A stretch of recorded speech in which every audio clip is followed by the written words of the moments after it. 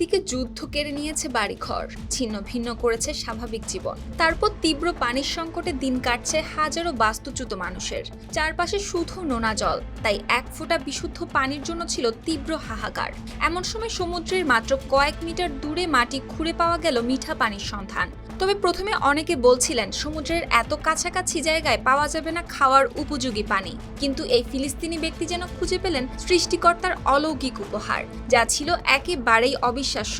সেটি এখন গাজার এই শিবিরের শিশুদের কাছে হয়ে উঠেছে জীবন বাঁচানোর একমাত্র হাতিয়ার।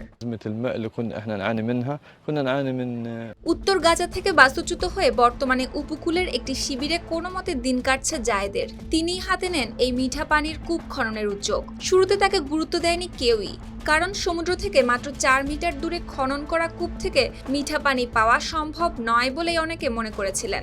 এটিকে সময় অপচয় বলেও মন্তব্য করেছিলেন অনেকে, কিন্তু সবাইকে অবাক করে দিয়ে সেই কূপ থেকেই বেরিয়ে আসে ব্যবহার উপযোগী মিষ্টি পানি, যা ছিল অসহায় ওই মানুষগুলোর কাছে নিঃসন্দেহে সৃষ্টিকর্তার অলৌকিক দান।